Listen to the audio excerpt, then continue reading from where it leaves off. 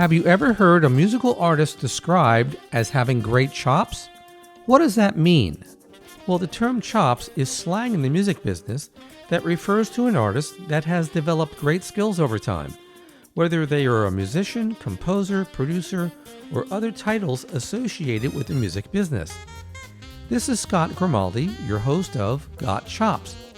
Join me as I interview one musical artist per episode that I've had the pleasure of either performing, recording, or work with in my career.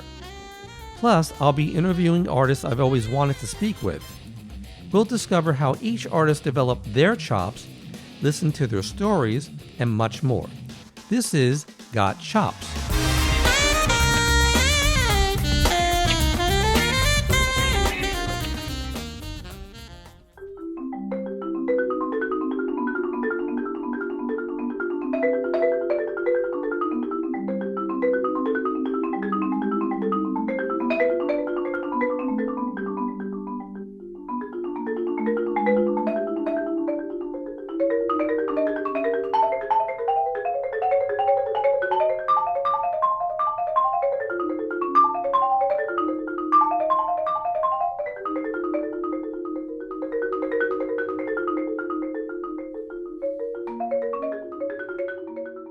My special guest artist for today is a Grammy-nominated marimba and percussion artist who is a top prize winner of numerous music competitions and has appeared as a soloist with orchestras and in recitals throughout North America, Europe, and Asia.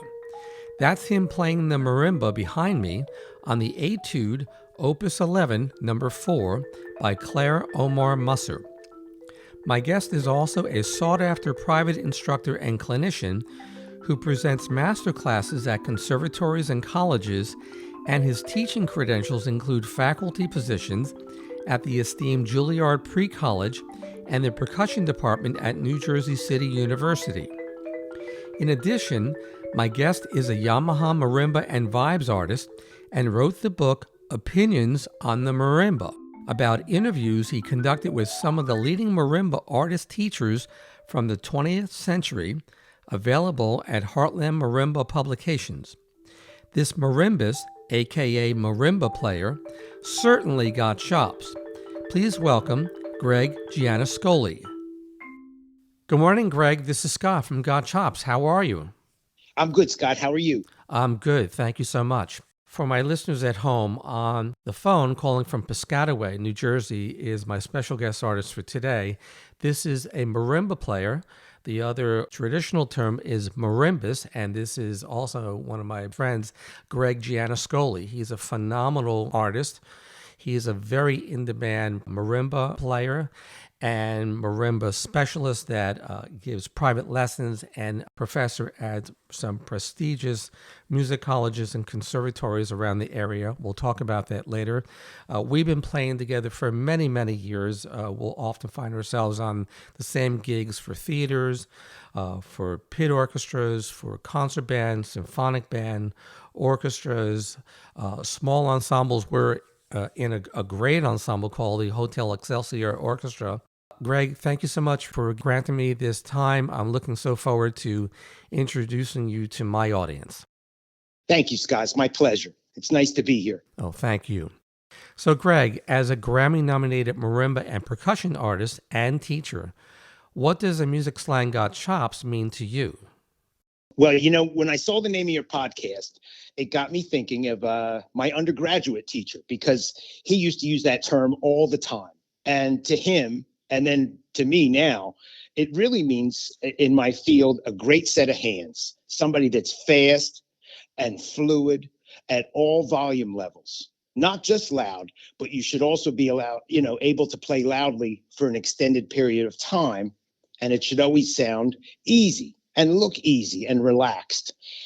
You can play great fast runs, but aside from that, I also think that it means you should have beautiful long tones and really control over your hands, where you can play long tones and speed up your roll, slow it down, and taper it at the end. What I tell my students a lot of times is that when you're finishing a long tone on the xylophone or marimba, you should be able to taper your sound away just like the best clarinet or trombone player would do.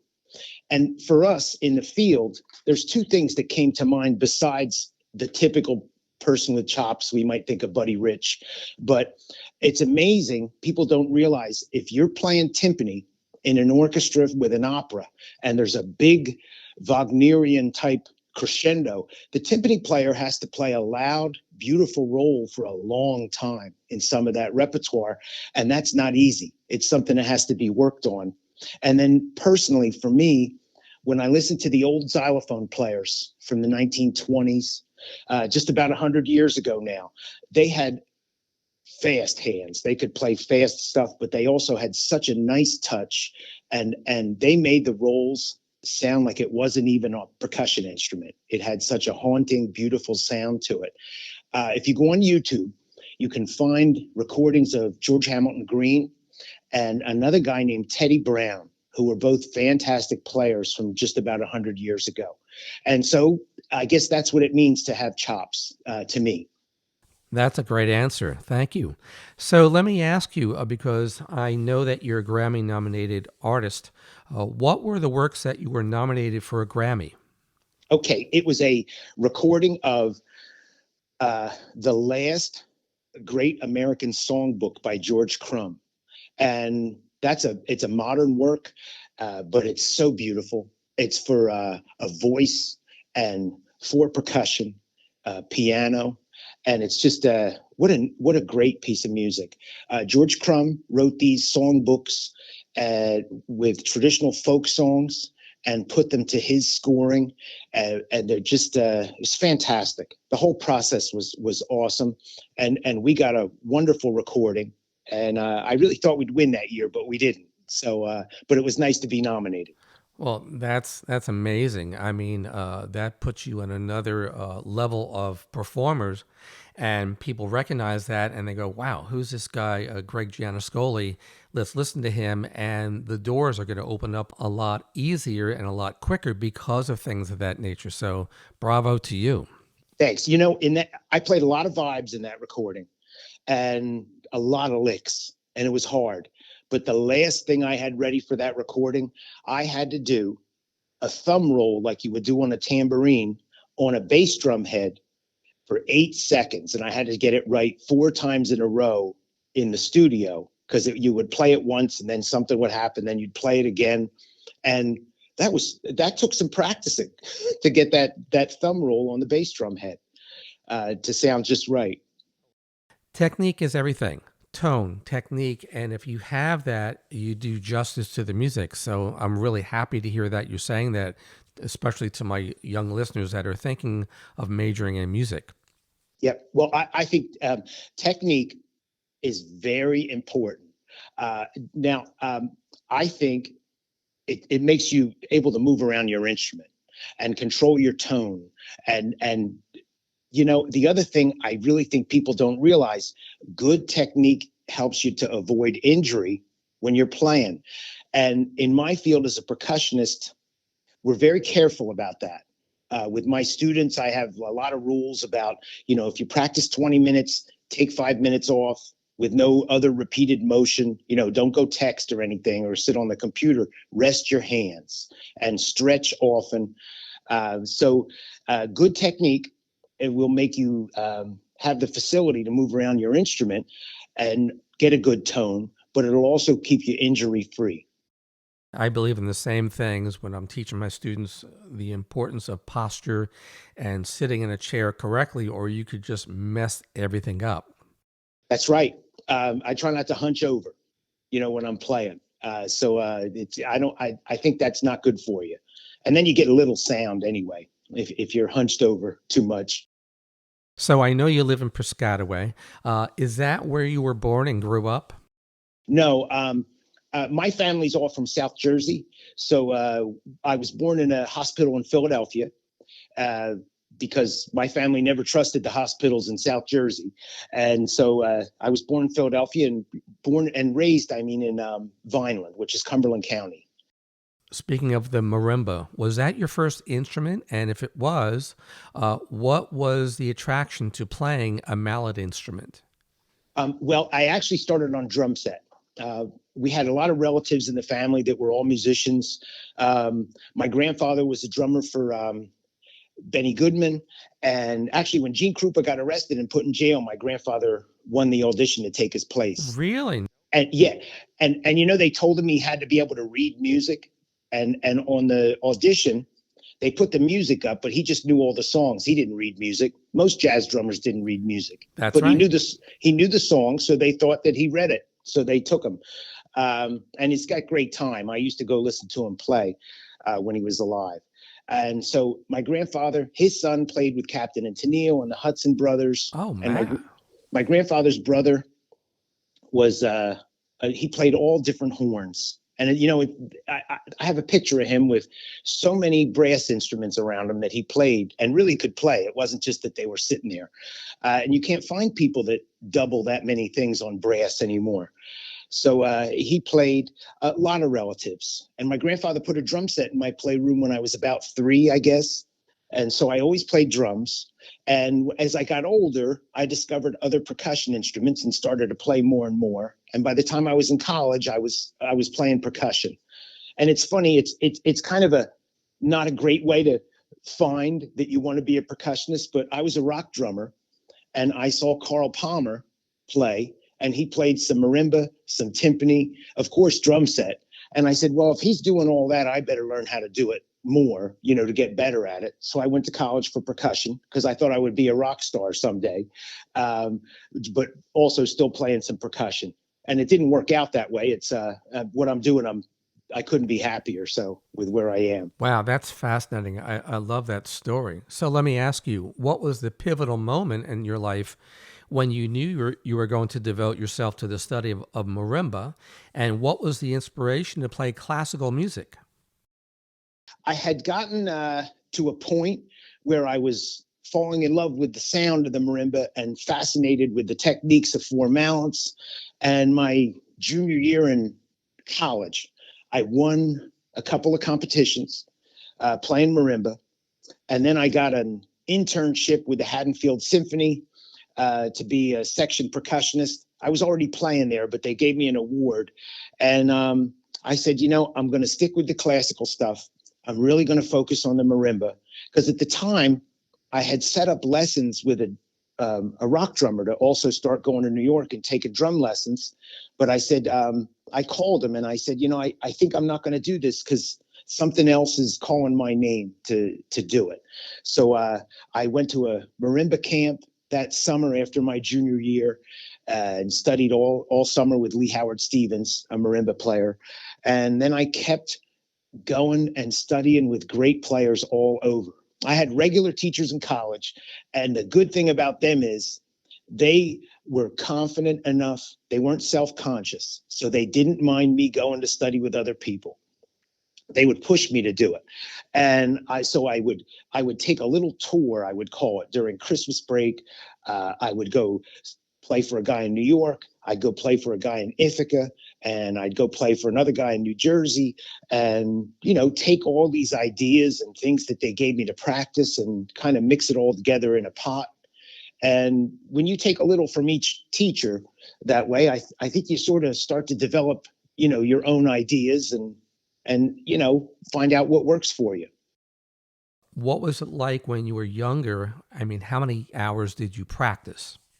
Well, in college, I still practice a lot now, at least 3 hours a day, which I'm very fortunate that I can arrange my schedule to have practice time. Some days more if I have a lot coming up. But in college, I was one of those guys that would roll out of bed and have a cup of coffee in his hand and go right to the practice room. Regrettably, sometimes I would walk right by my theory class and go right to the practice room. I'd wave to the teacher on the way by. So, and I've always been one of those people that's in the practice room all the time. I loved it. And we have a little place in Pennsylvania on a lake I go to that we got, and there's a marimba there, and I practice when I'm at my vacation place because it's important to me. I feel empty without it, kind of. So, is that one of the amenities by the lake that they supply all the places that you're staying at marimbas? I don't know about that. Yeah. They supply lots of things. No piccolos, though. No piccolos allowed. I can't go there. Let's talk about where you attended music school during your college years and what degrees that you hold. Okay. I went to Glassboro State College. It was the closest school to my house in South Jersey. And I didn't know much back then, but I stumbled on an excellent teacher. His name was Dean Witten, and he studied at Eastman. He's one of those many amazing players that comes out of Eastman that's well-rounded on all the instruments, can sight read, has a great ear, everything. One of those kind of players that just plays everything. And then he did his graduate work with a man named Jim Dotson in Texas, who's one of the great American marimba players, one of the best of all time, who died way too young. So Dean had an excellent handle on marimba.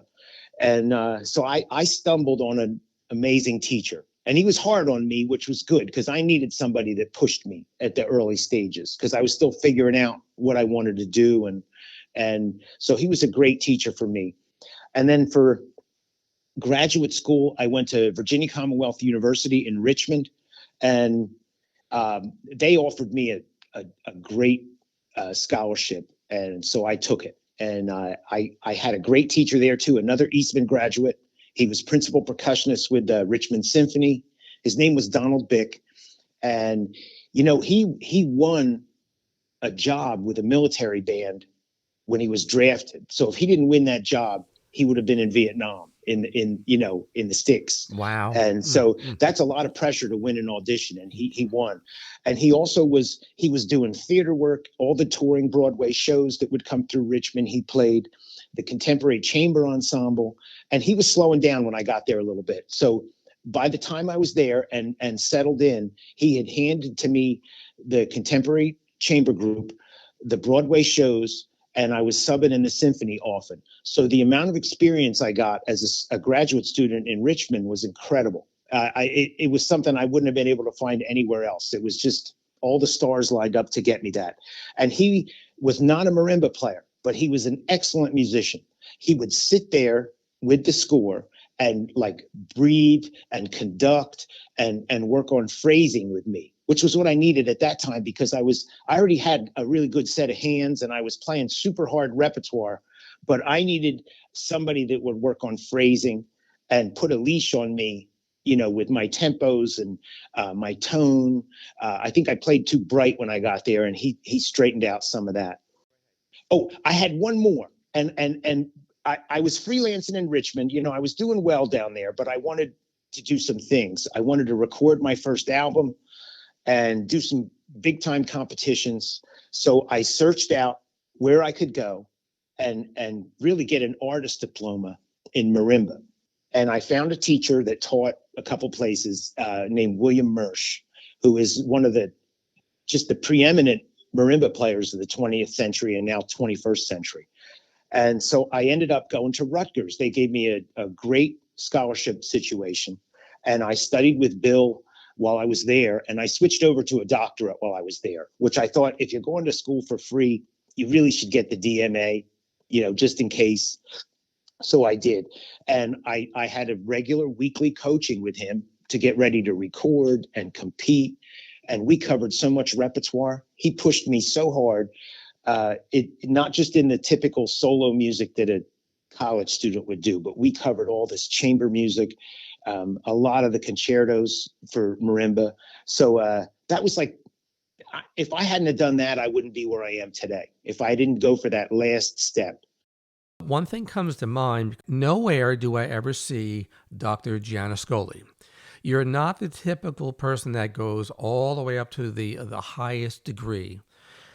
You don't flaunt that because you're a true artist. You care about your music and your art and you're practicing.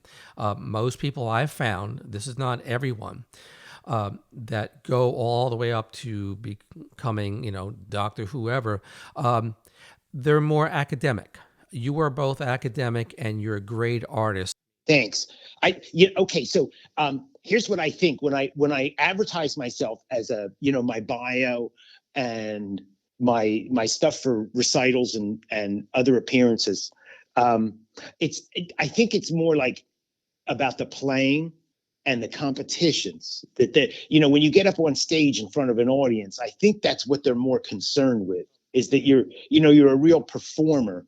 And when I go back and I look at old programs of Horowitz or Rubinstein, and and even newer players, it talks about where they played, where they did their debut recital, things like that.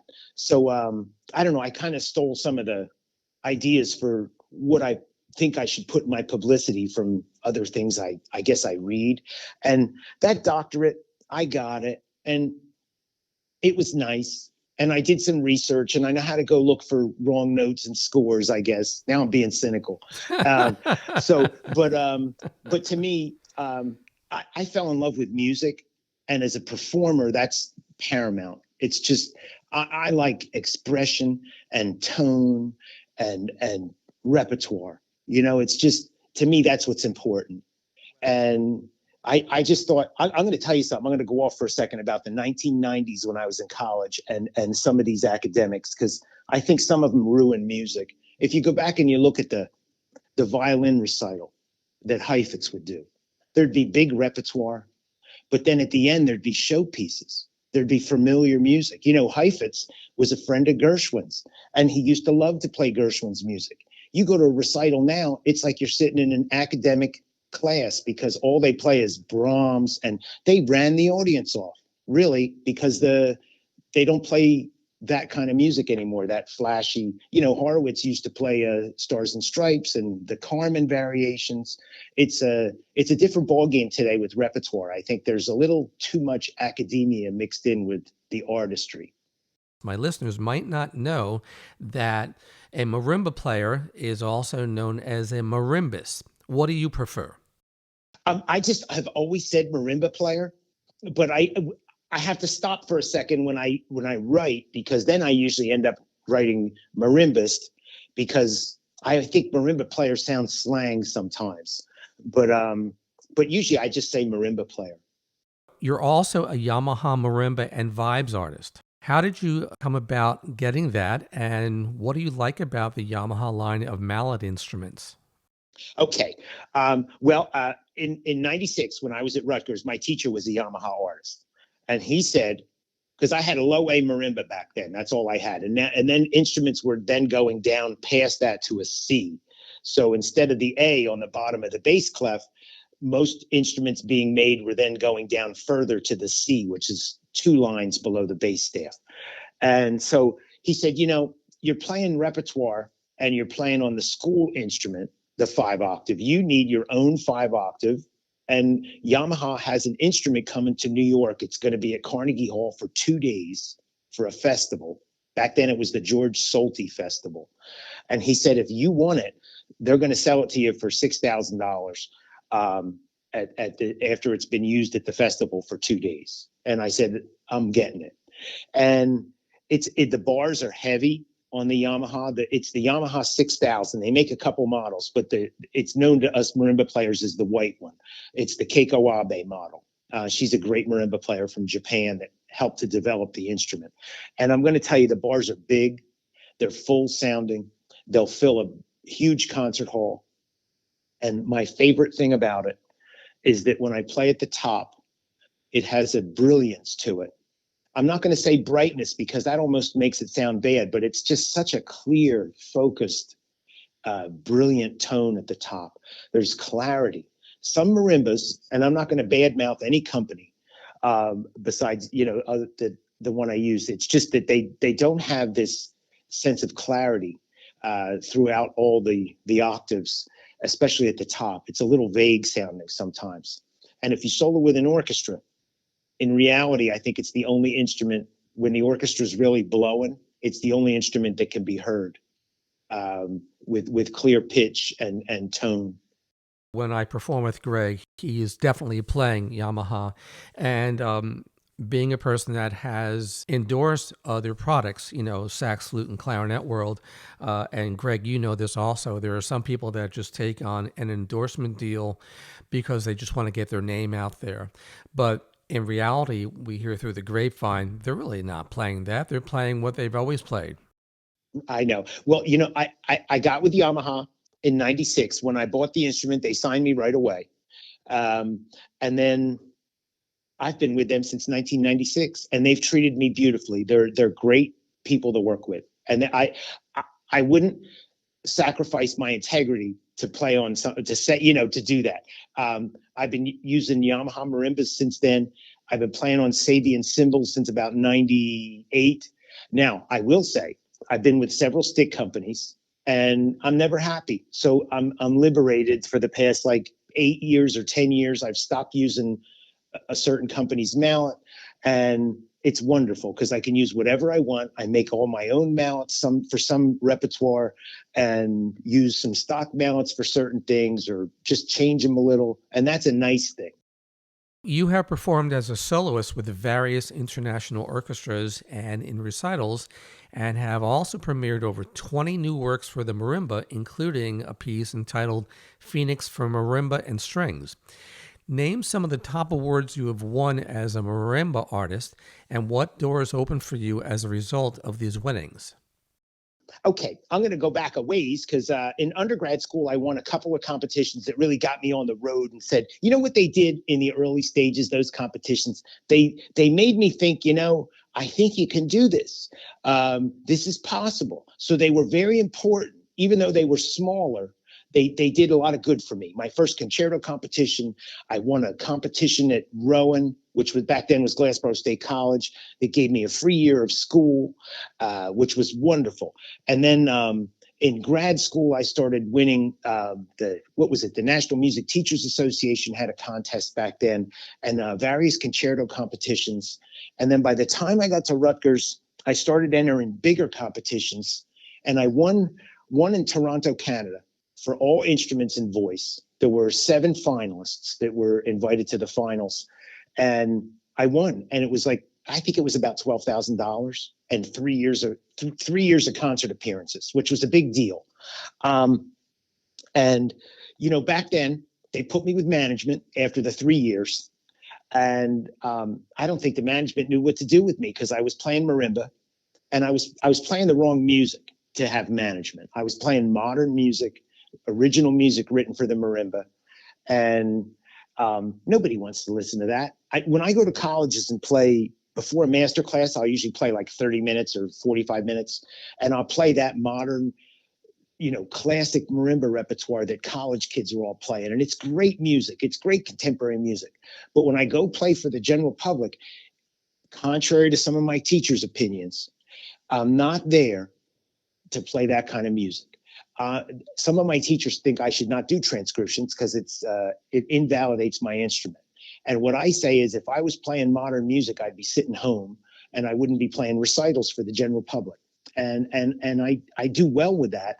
And what I play in the general public recitals is completely different. It's Gershwin, it's Chrysler, it's Leonard Bernstein, fantasies on Carmen, things like that the public says it sounds familiar, and they want to listen to it. It kind of draws them in. So once I figured that out, I started to play a lot more, and I won an audition for what's considered now, I think they call themselves Live on Stage, and they book most of the community concert series throughout the country, which is what Columbia used to do. And I know Horowitz used to complain because he was with Columbia, and they used to make him go play in Iowa or somewhere like that. And he used to hate playing places like that. But, that community concert series had, 300 or 400 different series throughout the country at one time that you had to go and play, and Columbia put them there. So I'm glad to go. And there's not many of them close to New York because there's entertainment here already. But when you get out into the country, people are starving for entertainment.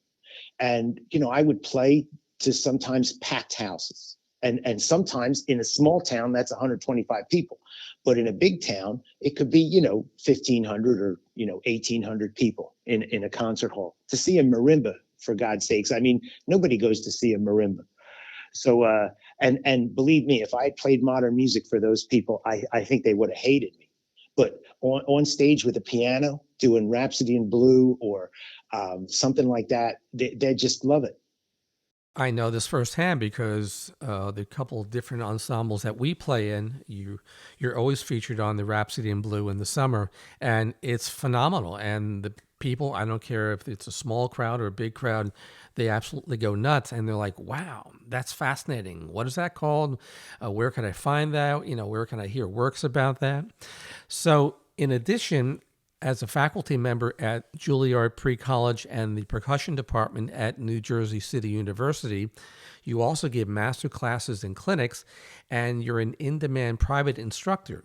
In addition, you're an advocate for teaching proper practice habits, as you mentioned before, to your students, stressing the importance of warm-up concerts, programming the right music for the right audience, as you just mentioned, and the awareness of health and avoiding injury. So if you could talk about that a little bit. I could. What I do really with my students and myself, because everything that they do, I've already done because I want to make sure it works. That to me is very important. If I start experimenting with some arpeggio exercises that relate to certain repertoire, or if I find something like an octave etude that might relate to the xylophone excerpt that's in Schumann, the Third Symphony, I've practiced it before I give it to a student.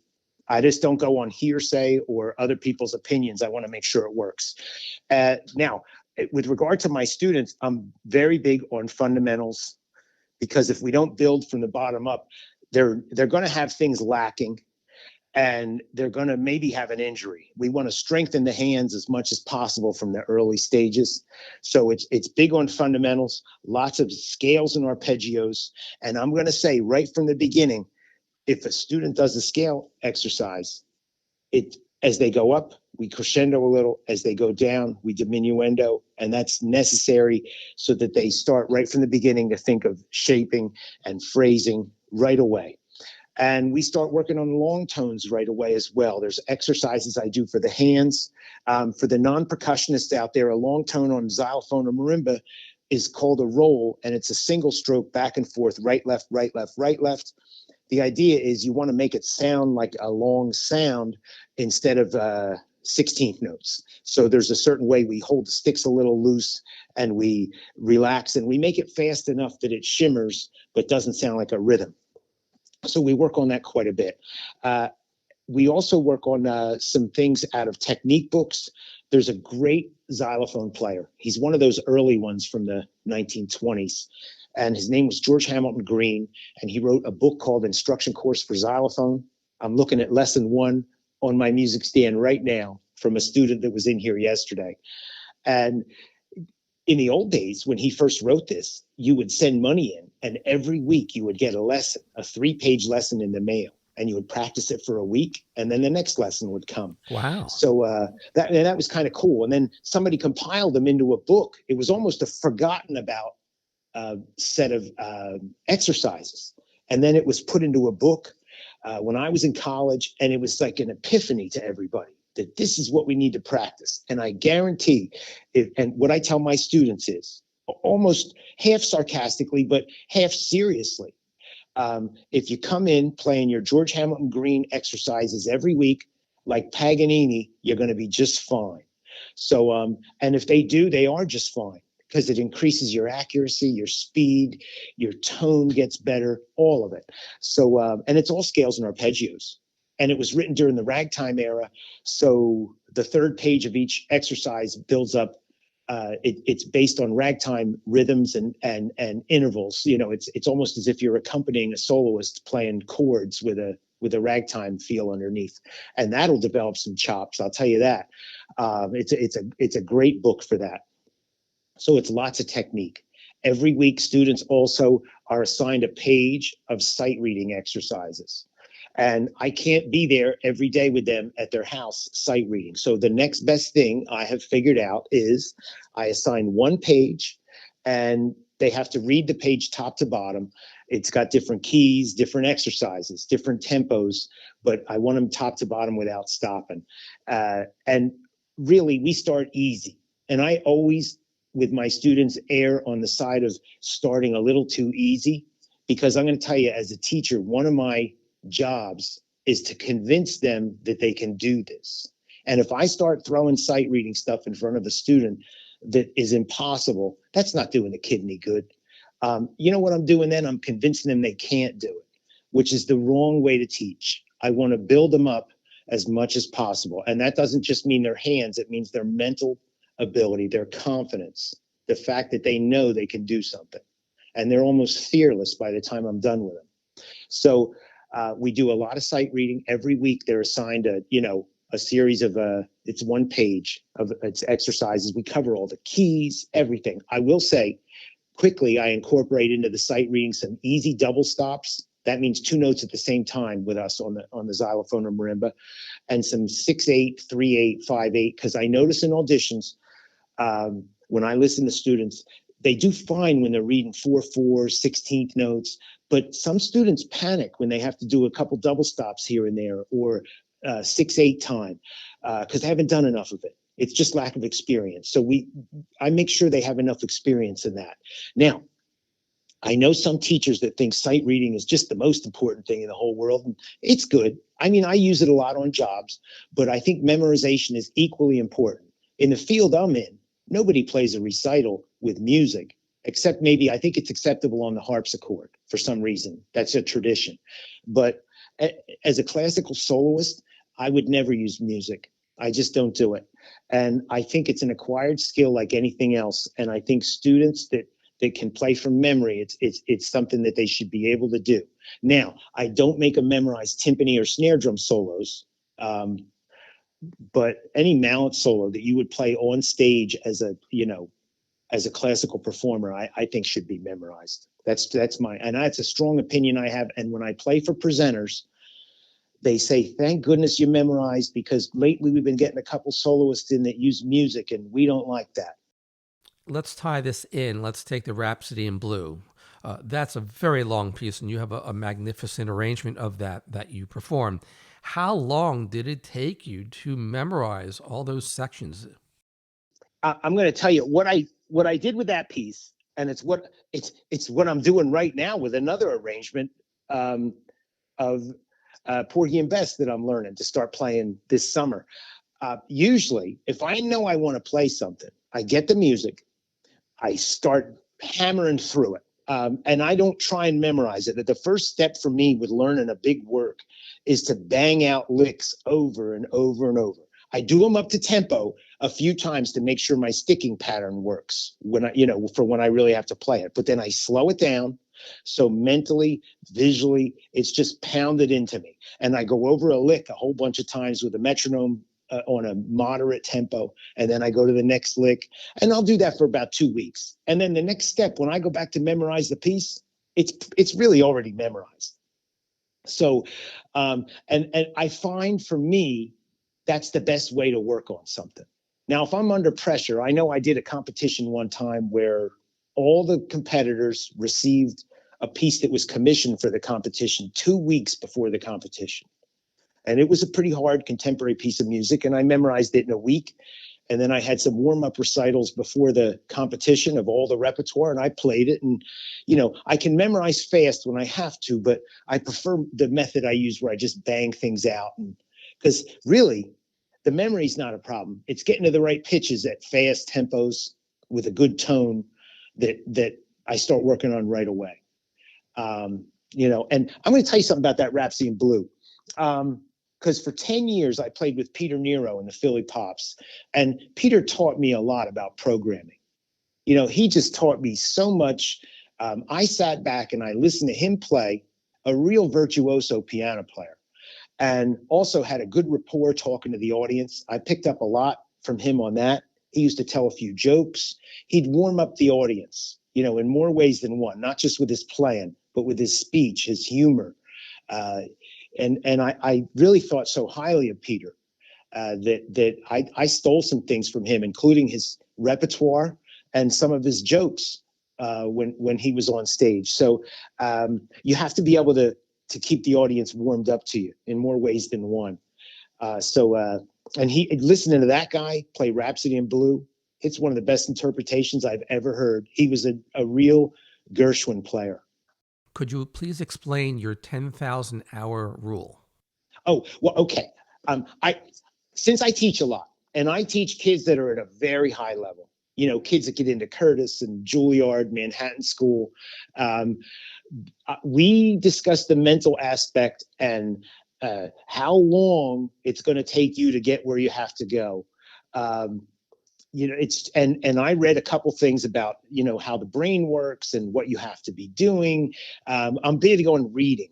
And I read a book by Jeff Colvin, who's he writes for, I got the book right here. He writes for Fortune magazine. And the book he wrote is called Talent is Overrated, which I think is a better book than The Outliers. That's another book that talks about the same thing. And if you go back and look at these guys, they were not necessarily born composing symphonies like Mozart. They worked at it a little bit in the early stages. Tiger Woods practiced how to play golf. It just didn't come completely naturally. And the Beatles didn't sound that great when they started. They had been playing clubs for that magic number, which seems to work for most, is the 10,000 hours. And that's not just practicing for us musicians. That's actually being out playing in front of people under pressure. And I think when I went back and I read those articles and the research that was done that the articles are based on at some universities, it really is true. I did the math and I said, well, I'm just about there, and I'm finally able to halfway play my instrument and get in front of audiences and do a good job. So you have to just repeat. Ben Franklin used to have to practice. He would sit down and copy people's writings, and that's how he learned how to use words so well. He was obviously intelligent and obviously gifted at it, but those put a higher level of finishing touches on what he became. The same, like I said, with Mozart. I think his father used to make him sit and copy Christian Bach's music, like just write it down to learn orchestration and, how the chords worked for Christian Bach. And so there's a lot of stories like that about how people worked for just about a 10,000 hour period before they started to really get good. And I use this too to convince my students, because here's what happens in college to a lot of us. We get a piece of music 3 weeks before our final exam, which they call a jury. And then you have to play it. And you play it one time at the jury and it goes okay, not that great. And then you put it away and you might start to think, gee, I really don't think I can do this. Well, if you look, it takes a long time to develop a real talent. It really takes a long time. And to develop a piece of repertoire, it takes a long time. If you go listen to the best Chopin recordings, even live ones with Arthur Rubinstein, and you say, well, how can he play these pieces so well and nobody else can? And it's because he's been playing them since he was a little kid. And then he performed it in a concert when he was 65 years old. So no wonder he plays it so well. Of course, he's probably one of the most talented musicians of the 20th century. But on top of that, he's been playing that piece of music for, 60 years. So no wonder it sounds so good and so fluid and so natural. It just drips off the fingers when he plays it, and other people don't. On a smaller scale, because they haven't lived as long. But when I have students come and they say, well, I want to audition for these places, and I need to learn some new music for the auditions. And I say, oh, no, you don't. I said, you've been playing repertoire, because I assign a lot of repertoire to my students over the years. I said, you're playing repertoire in a very important situation. We're going to go back and find the two marimba pieces that seem like they were written for you, that you had a great experience with, you played well. Now you're more mature, you're going to play it even better, because working up new music for an important audition is not a good idea compared to playing something that's, I said to the kid, you want to sound seasoned and like you've done this before. So, we'll go back and find, because most colleges, when you audition, the marimba portion of your percussion audition is one piece for 4 mallets, and kind of a heavyweight piece they want for a good school, and then a piece for 2 mallets. because two mounts is just as hard as four. It's just a whole different ball game, and it should never be something that's let go once you start playing four mallets. Now, that could be argued. I know that Dave Samuels used to play four mallets all the time. I don't know if I've ever seen Gary Burton hold just two mallets. Some players hold four all the time. But for marimba, classical marimba, you really have to be able to do both equally well. So we find stuff that sounds like, they sound like $1 million when they're playing it. And just one more analogy, I guess you'll call it. Or maybe we'll call it a malaprop because it's a Yogi Berra thing. Because I used to get worried about memorization because you're in front of people on stage, right? You don't want to forget. And Yogi Berra, they asked him, they said, what do you think about when you're up to bat? And he goes, I don't think about anything. He goes, I thought about that before. And when I go up, I just do it and don't even think about it. And when I read that, it was like this other world opened up to me. And I'm like, oh, I'm not worried. So I don't get worried anymore. So, Greg, talk about the new book you've written and recorded entitled The Opinions on Playing the Marimba.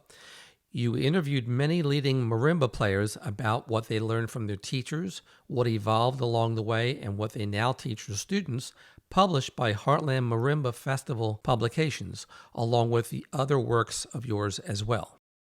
Okay, so for 10 years, I taught at Juilliard Pre-College, and which that's like the best job because the kids are as into the marimba as I am. So and they played like fantastic. So I had a boy from China who really played great. He was 13, but he didn't know anything about the history of the instrument, anything about the people that came before him. So we talked, and then I started thinking, future generations are going to need some ideas and some information about what people thought about how to practice, how to play, what's important about avoiding injury. It's just the whole gamut of things that are involved with marimba playing. So I put together a series of questions and sent them out to probably 50 people that are older generation marimba players that are still alive. And some of them are in their 90s. So, they studied with the very first players, so that I got information all the way back to the beginning of when the marimba and xylophone came to the West, which to me, it's important information. I had one guy who I consider the best xylophone player in the world right now, Bob Becker.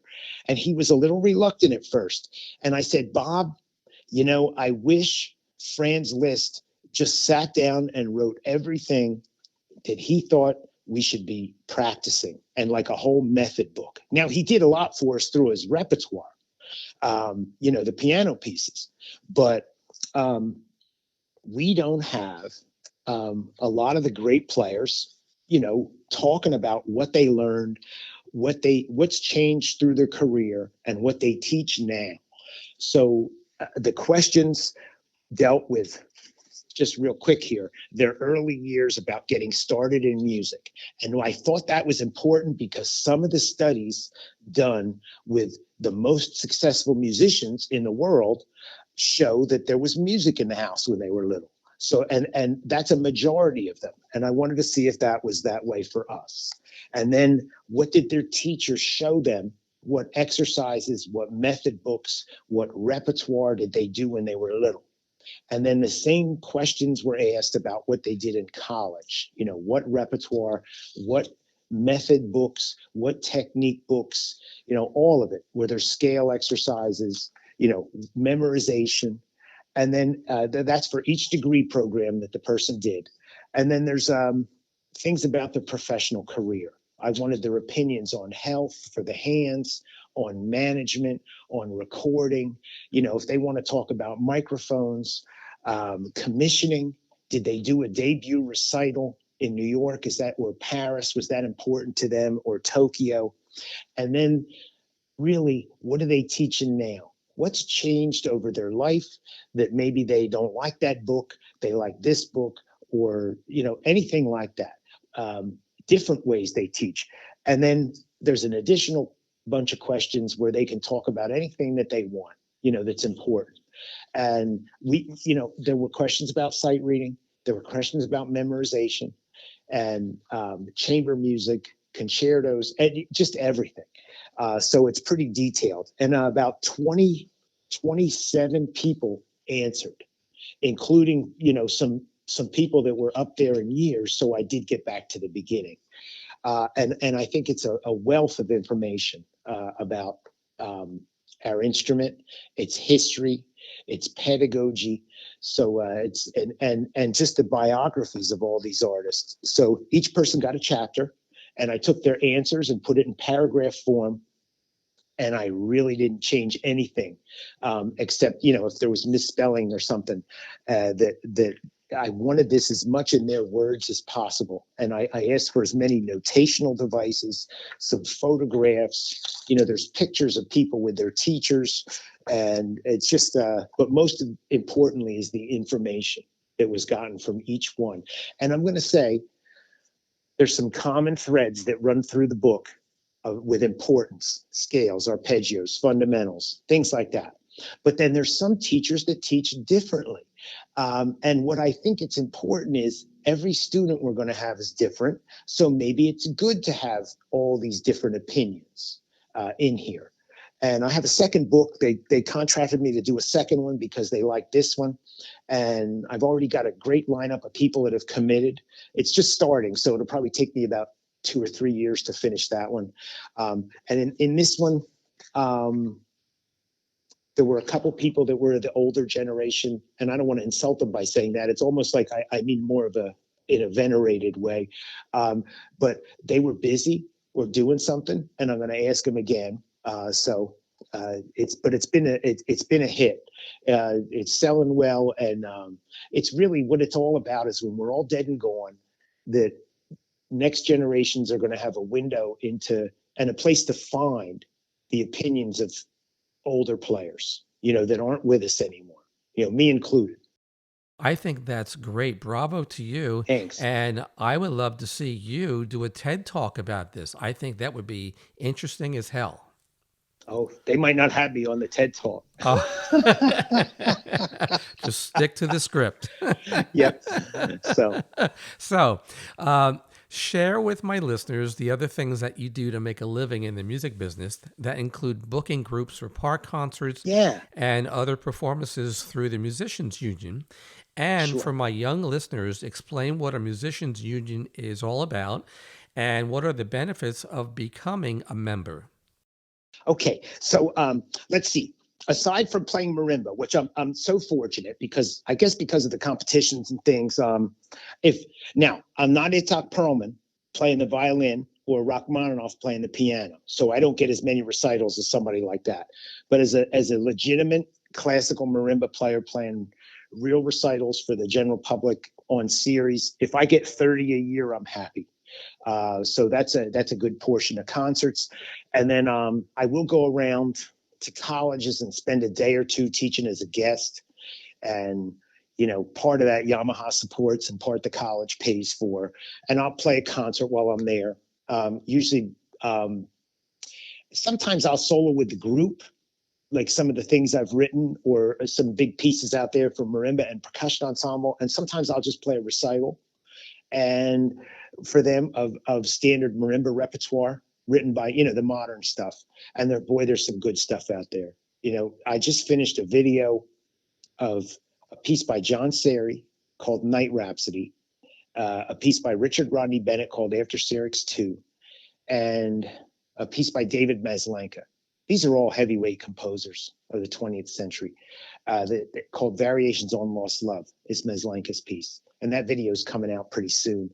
I think you have 2 of the encores that I'm going to put on that video, or one of them anyway, by Musser that'll maybe be in this yes, that's in right. this podcast. Mm-hmm. Now, aside from the marimba, though, and I teach the marimba quite a bit too.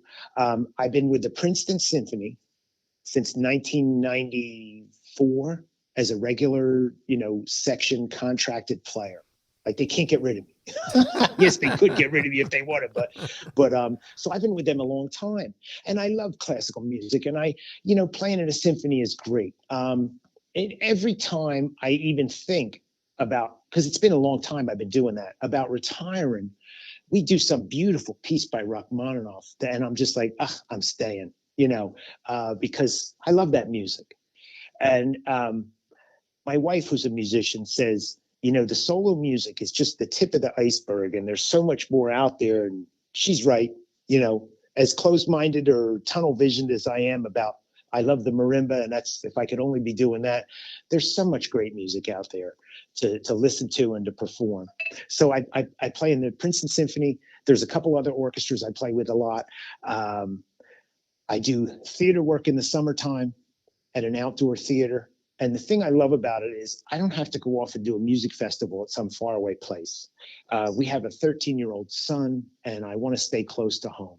So I can go do a show at night, and I can practice marimba all day and hang out with my family, which is awesome. So the summer theater work is nice for that. And I do occasionally still back up and act like a famous old singer or something, but I try not to do that too much anymore. I have an instrument rental business where I rent to some theaters and some like percussion equipment, timpani, xylophone, chimes, anything they need, drum sets. I rent to theaters and acts and just shows that are playing. So that keeps me pretty busy, and that's an easy job. I contract, which means I hire other musicians. Like an orchestra will come, or an organization will come and say, we need a 40-piece orchestra for this week in the year, and can you get the people? And of course I can. That's not my favorite job because it's a lot of paperwork for payroll, and it's dependent on other people to show up on time. But I'll tell you what, going into it, I was worried about doing that, but I've been doing it a lot of years, and most people show up on time. They want to get hired again, and the ones that don't, I don't hire again. So, I can say I was raised a certain way to show up on time and be places that I say I'm going to be. And thank goodness I was, because to be in the music business, that's what you have to do. The contracted jobs that you're talking about are through the musicians union. So if you can tie that in, the benefits of being a union musician. Well, I'll tell you, they go to bat for us to make sure we get paid a certain wage and that the place pays. I can give you an example. There was an opera company in New Jersey that didn't pay the musicians one time. And this is a union job, and the union went after them and made sure the musicians got paid. And we had a very friendly congressman, actually a state congressman. It's like in the assembly, not down in Washington, but in Trenton. And he was on the board of this orchestra. And he went back to the board and said, listen, you're paying these people, because he was, and he was a Republican, but he was very union friendly. So they all got together, the union and the congressman, and said, you're going to make sure these musicians are paid. So, and that's good. And there's strength in numbers. I'm in a couple of organizations that if I was by myself, I'd be a voice in the wilderness. But if I have, let's say 4 million people or 100,000 people, and we're all working together, and we get a letterhead, that says we're the musicians union, then there's more clout there, and people have to listen to you. So I guess that's a good thing. Absolutely. So, Greg, if you could pick 2 different musical selections that you've recorded that you feel best represents what you do as a marimba player, that I could filter into this interview as you speak about them now. Okay. Well, let's see. When I go out and play for the general public, let's put it with those. And I try and rotate pieces into my program, so I don't go nuts playing the same pieces all the time. But I will say that when I leave 2 pieces in particular off my program, I feel like I'm not giving the audience everything I should. And those would be Rhapsody in Blue by George Gershwin, which is what a fantastic piece of music. It was commissioned by Paul Whiteman, who was a band leader and had a radio program back in Gershwin's time in the 20s. And Gershwin premiered it with Paul Whiteman in New York City. Gershwin was obviously at the piano, and it was a theater orchestra, like a smaller orchestra with some winds and strings. And, when Gershwin had a big work like that premiered, it was an event in the music world. And Rachmaninoff came to the concert, Percy Grainger, who was a famous band composer, and John Philip Sousa was there. So right off the bat, this piece was getting good press and good attention. And since then, it's just like one of the most recognizable pieces of American culture when it comes to music. It's been on Broadway, it's been in movies, it's been in TV commercials. So audiences hear that. And again, I talked about warming up to the audience or getting them to warm up to you. And this piece definitely does that. So I really find it difficult not to keep programming this piece. And I haven't gotten sick of it yet. I love it.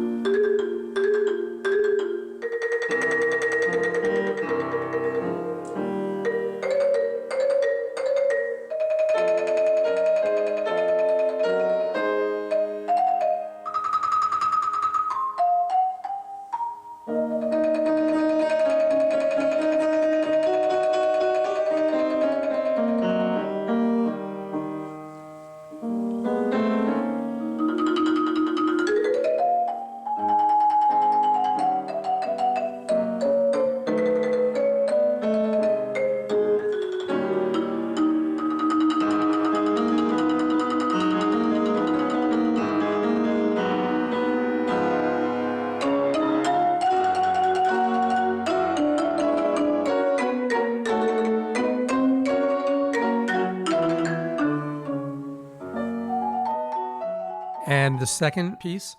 Well, that's the second piece is another one that I almost feel obligated.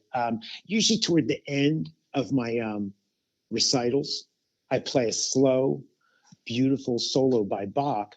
And, it's something through the whole recital. They haven't heard that texture and that color yet. So it saves something. And after something slow like that, I just jump right in with Flight of the Bumblebee, which just, it floors them because they like it. And when I've sent video clips to presenters, they always insist. They say, you're definitely going to play that on our concert, right? And I always have to say yes, because they're the guys paying the bills, So, and I love it. It's a great piece of music. Every classical soloist has played Flight of the Bumblebee.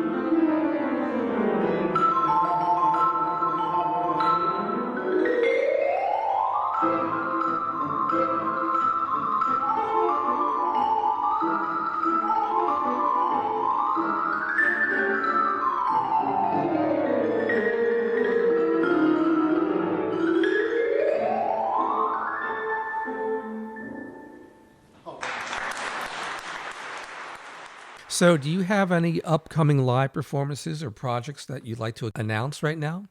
Well, I'm working on this. I'm finishing, really. I think I'm going in this week, and I'm just going to take all the major works and the etudes and stick them together into one longer video for a concert format.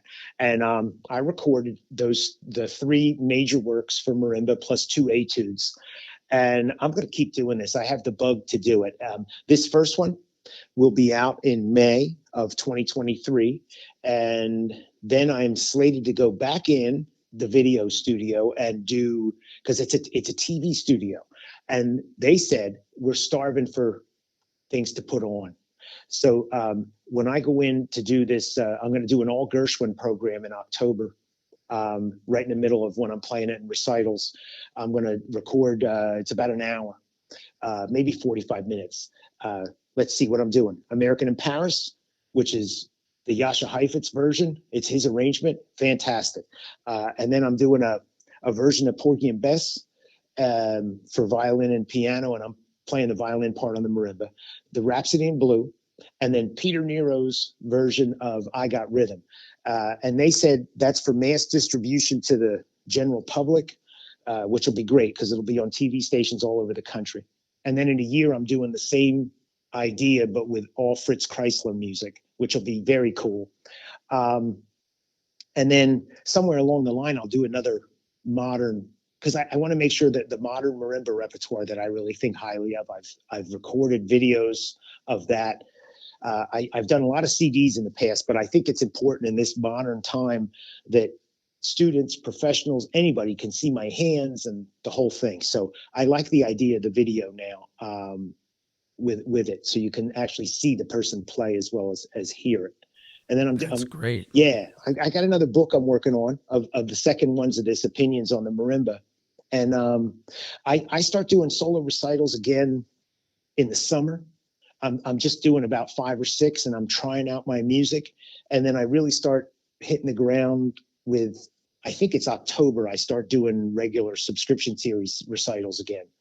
And this year it's special. The first half of the recital is all Gershwin. Then there's intermission, and the second half is all Fritz Kreisler, either original pieces by him or pieces he's arranged for violin and piano. And I'll tell you that Fritz Kreisler, it's some of the best music. Do you know when he was 7 years old that he was the youngest person ever accepted to study at the Vienna Conservatory? Wow. That's back in the 1880s, I guess. He was that good. He studied composition with Bruckner. And then, of course, he studied the violin. And then he went to the Paris Conservatory and studied. And by the time he was 13, he came to America by himself and gave his New York debut recital in the U.S. Wow, a great history lesson right there. Thank you. So, where can my listeners find you on social media? Well, I don't do much. I try and stay away from social media because it gets me in trouble. But I do keep an active YouTube page where I post like videos of, concerts and things like that. And during the Corona lockdown, I started to do these where I would play a piece and then take it apart as like almost a master class.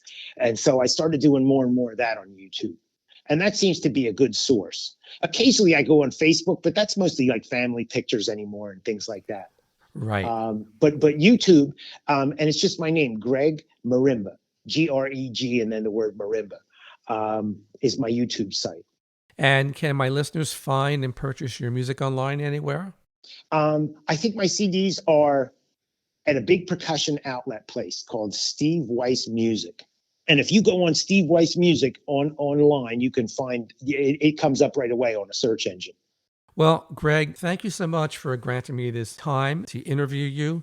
You and I have been friends for many years. We have played in many different orchestras and concert bands in all different types of genres. You're a phenomenal player. You're a font of knowledge. You are passionate not only as a performer, but as a music educator on the mallets. And it's a pleasure knowing you and sitting alongside of you or standing alongside of you in any performance that we play. And I look forward to gigging with you again this summer. Thank you, Scott. You're the greatest. I appreciate you asking me to do this. It's been a lot of fun. And to everybody out there, listen to this guy because I play with him and he's a great wind player and a nice guy, just a pro through and through as a performer. Thank you. You're too kind. Have a great day, and I will see you on the next bandstand. Okay, Scott, you take care, and thank you again. My pleasure. Bye-bye. Bye-bye. Thanks so much for joining me on today's show. I hope you enjoyed the conversation and could hear why my guest got chops. You can follow my podcast on Spotify, Apple Podcasts, YouTube, or Anchor.fm, and stay connected between episodes on Instagram at Got Chops Podcast. Join me on the next episode when we discover why my next guest got chops.